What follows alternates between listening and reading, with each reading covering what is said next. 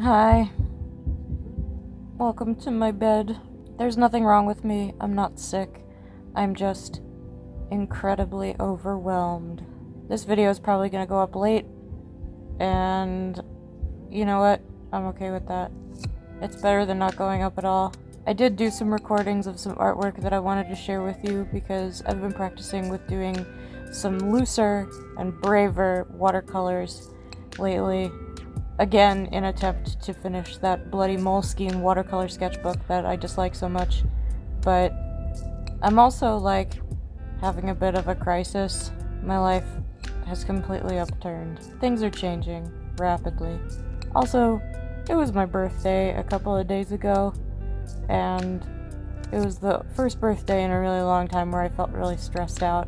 I'm 32, and I feel no more like I have a good grip on life than I ever have. Things is stressful. Roll footage. It's art time. Okay, friends, I am going to talk at you for a little bit while the speed paints in this video are playing. There's going to be 5 of them back to back, and I will recap the paintings that I did at the end of the video and we can go over them together. But I really wanted to take the time during this part of the video to talk and sort of expel some thoughts, things that have been rolling around in my head, and mainly I wanted to talk about some things that are stressing me out. Mostly to do with my art, but also some personal life things that I just thought I would share with all of you because I think that it is pertinent to my YouTube channel, even though I don't think it's going to affect me being here in the long term. It will affect me being here in the short term, and I'll get to that in a moment. But the first thing I wanted to talk about is really just how kind of like set adrift I feel as an artist right now.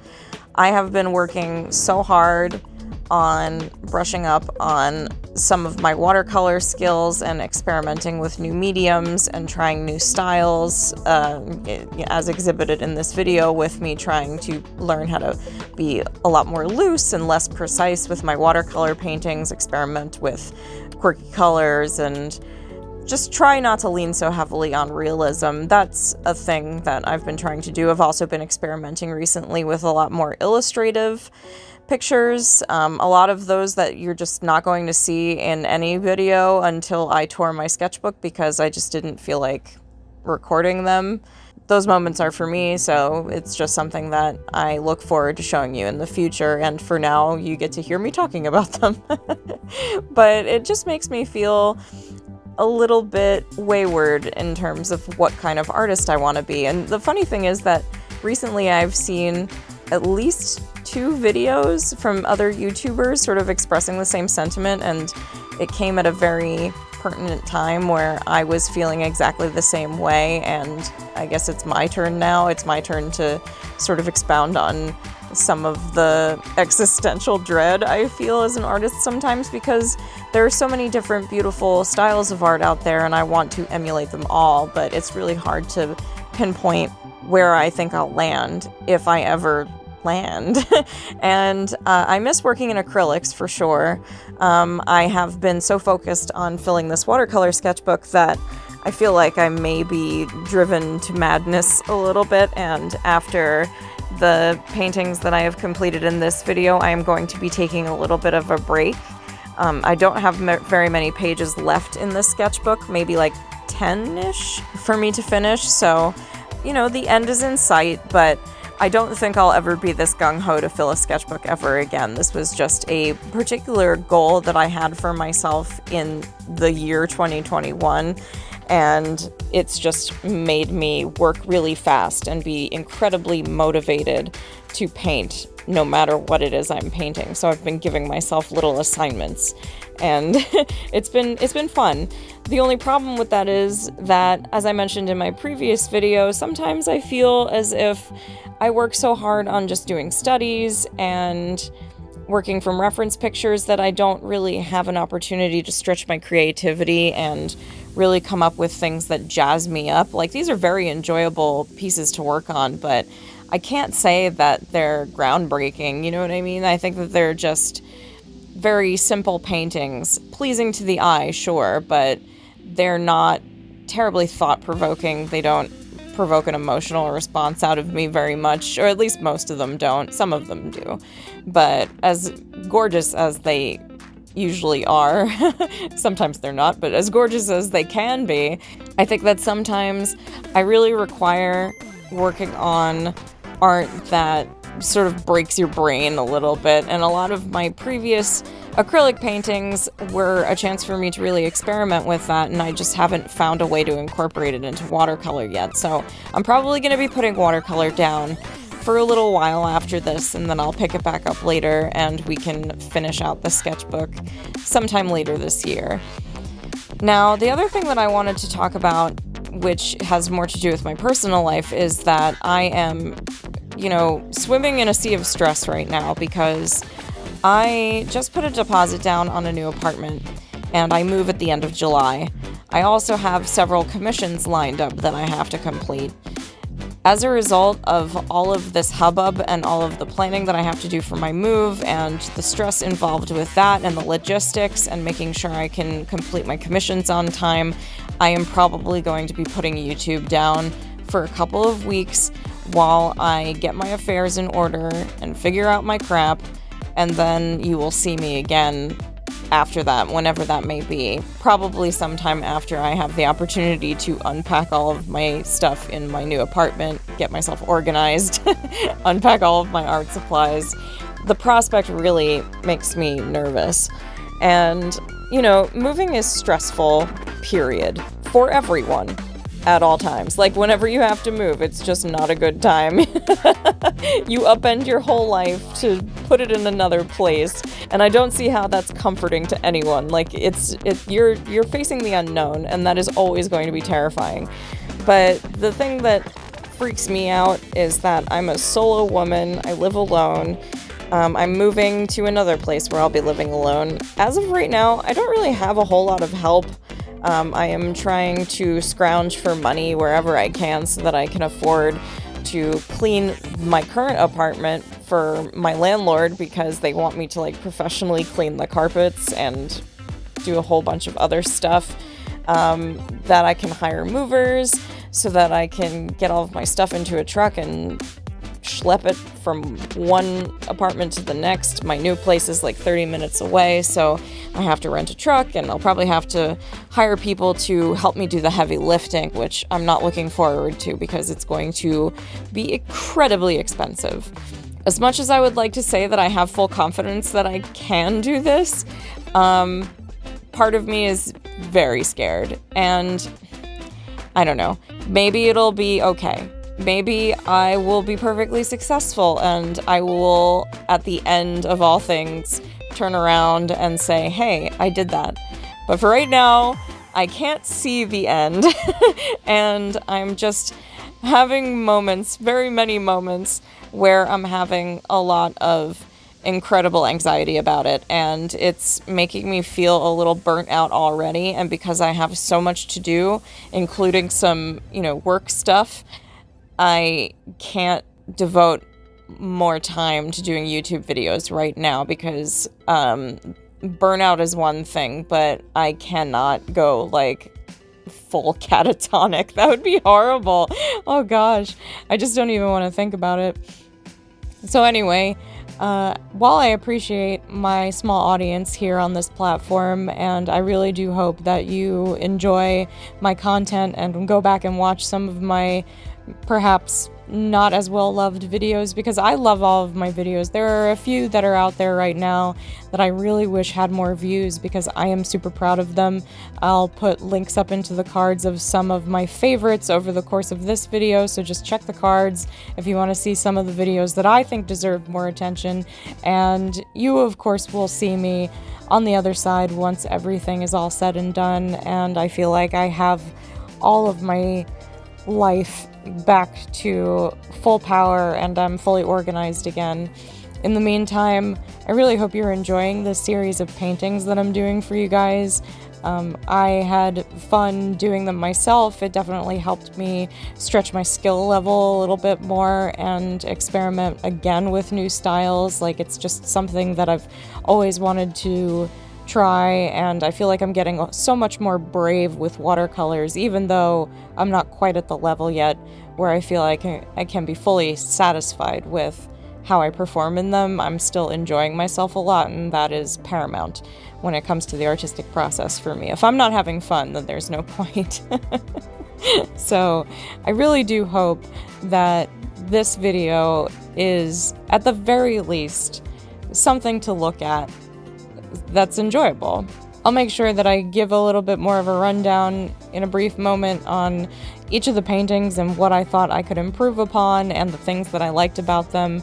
But for the moment, I just hope that you enjoy the entirety of what you've seen today and that it inspires you to do art yourself. Also, it's worth mentioning that if you're interested at all in helping me financially, because I'm going to need as much help as possible, there is a link to my Redbubble shop down below where you can purchase some goods with my artwork on it, including prints. You can also email me. I'll leave my email address down below if you're interested in purchasing any of my original artworks. You can always inquire. There's links to all of my socials down there. Any way that you can support would be a massive help.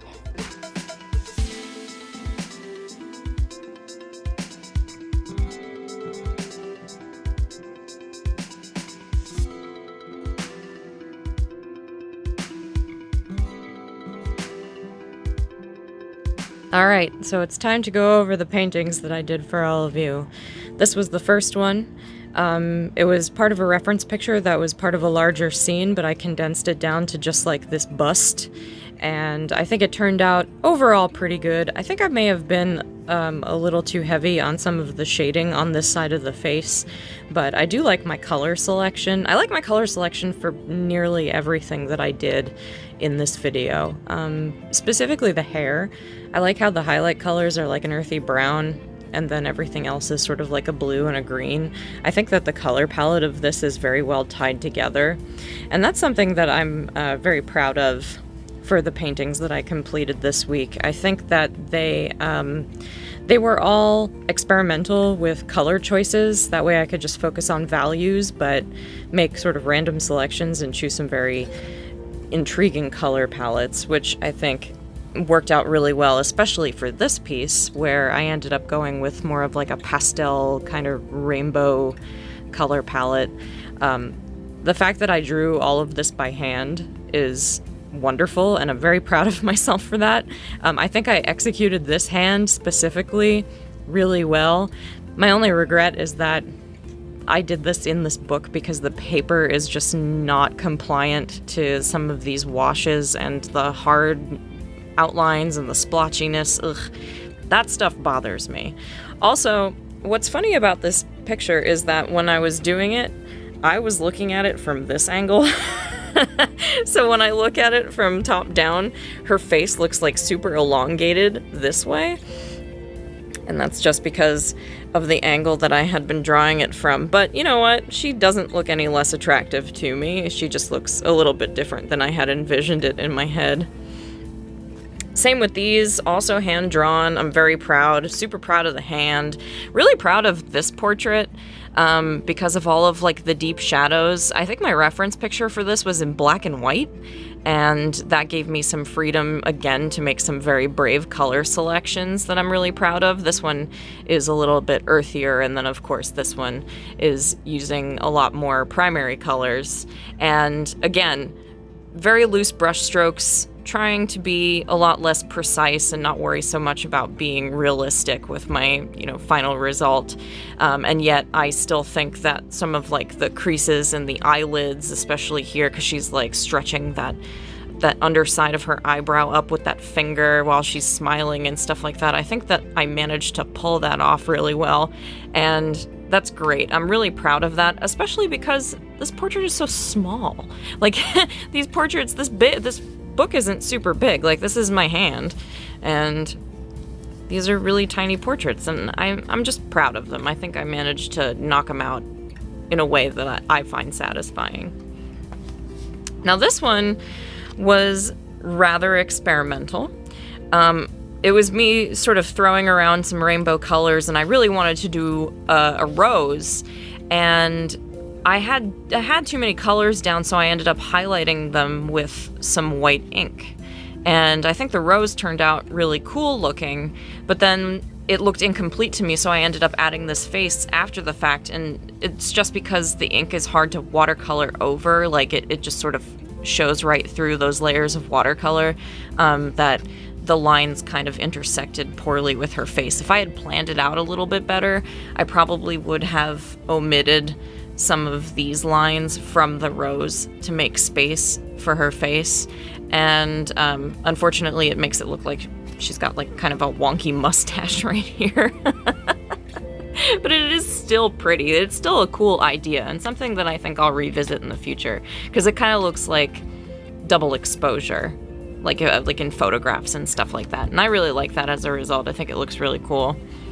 And then this one, again, these are all hand-drawn, which I'm really happy with, and this one in particular, I just drew by hand with absolutely no rulers, nothing. I just like, boom, put it down by hand, and then painted it in. It's another one of those loose landscape paintings that I've been trying to execute, and this is, I think, my best attempt yet. It is very loose. Like, there's nothing in here that screams, this is a leaf, this is a leaf, this is like, it's all just bunches of clusters of color and value. And I put the most attention to detail in the house, of course, but even that, I was just like throwing things around and trying to be brave when it came to how I painted this, because I didn't want to painstakingly take hours upon hours to get every single tiny little detail in there. And this is a photograph that I took of a house that's up the street from me, that this was during the springtime when everything was in bloom, and I thought it looked really beautiful. It was a very attractive house with like these sort of like Greek pillars on the front porch. Really attractive place, and I'm glad I finally got to paint it. All right, everyone, I'm gonna sign off now. Oh, and before I do that, let me show off my hair. I just did some maintenance on it the other day, and I think it looks pretty good. I'm loving this mohawked look. I think it suits me. I don't know when you can expect to see me again. I will return.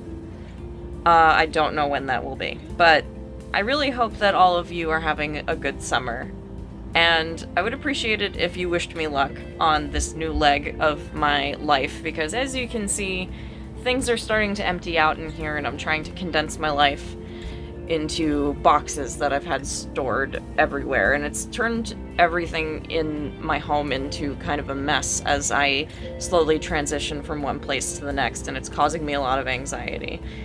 I am one of those people that likes things nice and tidy because it makes my brain space feel nice and tidy, and unfortunately I don't have that right now. So wish me luck. I'll see you when I see ya. I love you all. Ciao, everybody. Hello, Pixel. Are you comfy?